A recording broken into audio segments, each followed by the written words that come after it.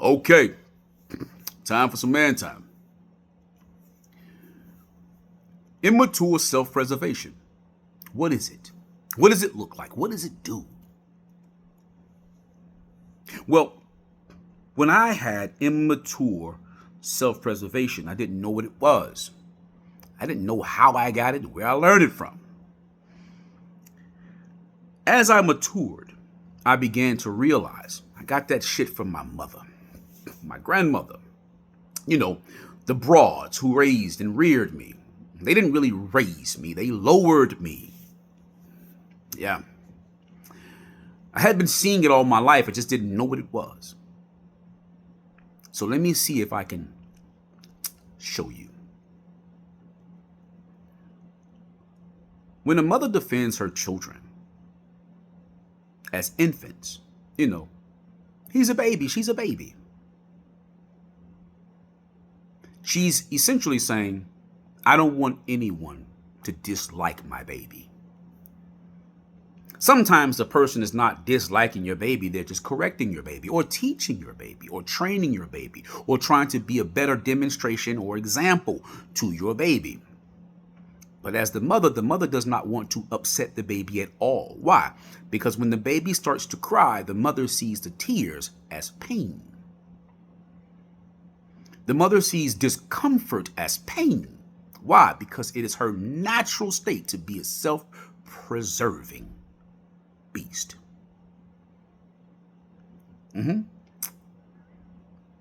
Translation, she still feels like the baby. She identifies with the baby.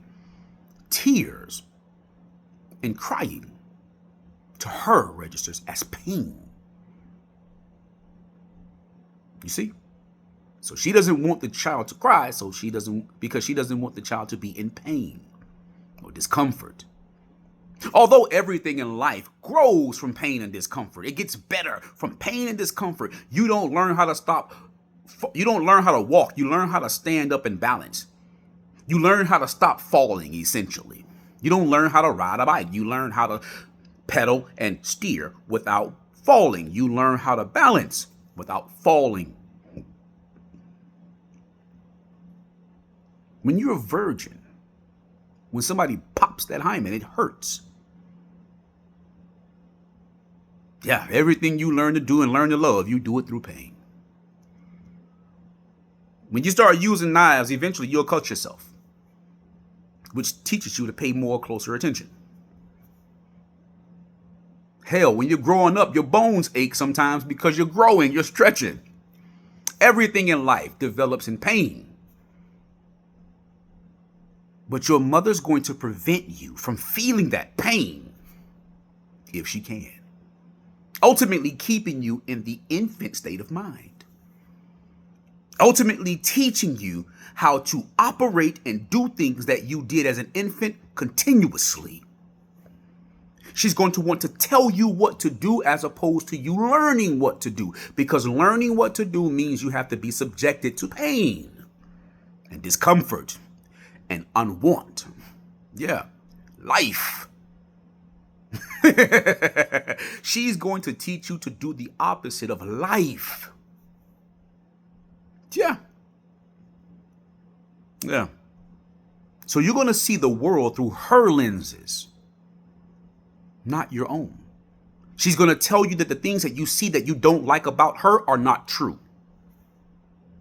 So you never develop a real acute perception or perspective. You just repeat. That's called cultivating. She's cultivating you into thinking and operating like an infant newborn child. Well, what do you call an adult who operates, thinks, feels, believes, and understands like a newborn child? Well, we call it a personality disorder or schizophrenia. Yeah. When that person wants to then be treated as an adult, we call, when it's good, and then treat it like a child when it's bad, we call that bipolar disorder. We can give it a bunch of names, but it's insanity. Yeah. Because immature self-preservation is insanity to the world. Yeah. Yeah. We also call that narcissism. The inability to think outside of yourself, because infants internalize the world, right? They internalize everything. So when we keep our infants insane, they grow up insane. They grow up immature. They don't develop. They don't grow. Their bodies do, but their minds don't. Their souls don't. Their experiences don't. Their masteries don't. Their relationships with the world don't. I know. It's interesting, huh? Now, just imagine that in your daughter. That beautiful little cutie pie. You know, you let her whine and you let her run around and get her way, and she's so cute. You want to just love on her. And then when she hit about 13, 14, she starts sneaking out the house. She don't come home straight from school. She starts sneaking people in the house. And then you find out she fucking. Yeah, you find out she fucking. Give me a second, I'll be back. All right, I'm back. The cat wanted to eat. So, you find out she's smashing. And when she starts, she don't stop. Then you find out she's sneaking boys in, she's sneaking out. And then you get upset. You threaten her and you punish her lightly. But you still love her. Still buy her all the clothes she wants. Still feed her all the food she wants. You still do all the things that you always do for her, with her. So you never really take anything away from her life. You never really make her responsible for her own decisions. When something goes wrong, if she gets pregnant and has a baby, you deal with it. You decide what you all are going to do. And if she decides, you support her decisions. Because when she suffers, you bail her out. You make her consequences yours. What do you think that does? She can disassociate herself from her child's father. You'll help her take care of the child like you are her child's father. Essentially, she's giving her parents to her child, which then makes her a sister figure to her own child. Yeah. Yeah. You see how she never has to leave childhood? Yeah. Yeah. And then when someone, even the baby daddy or the boyfriends or anyone in society, stands up to her and goes against her because she's doing wrong, you see them as an enemy and you help your daughter. When she disgraced you, she dishonored you, she disobeyed you, she disregarded you, she deceived you, she dissociated from you, she rebelled against you, she usurped your authority, and you still love her like a child. You never emancipate her, which means you never let her become an adult. You never give her her rite of passage because you too are a narcissist. You can't stop thinking about her as your child. What about your sons? When your sons go into the world, they become shooters, robbers, drug dealers, whoremongering, extortionists. Yeah.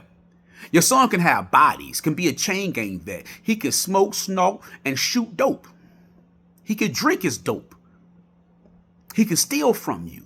Steal from your father and your mother, your sisters and brothers, your other children. He can get the house sprayed up. He can be the worst kind of motherfucker on the planet, and you still see him as your son, as your boy, as your baby. Yeah.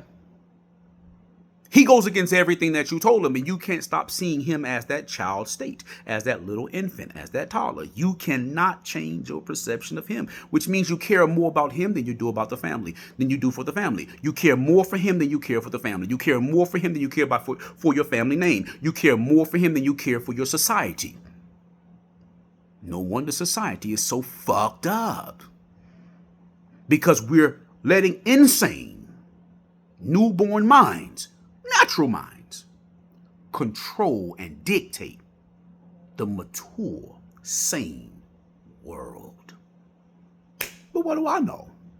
I've only been on both sides of the tracks, and I just got to this side of the track just a little while ago. So I can tell you the whole playbook of the natural, insane, childlike reality. Anywho, like, comment, share, and subscribe. Let's see if I'm insane or if you mofos are crazy as fuck. And until that time, man, time out.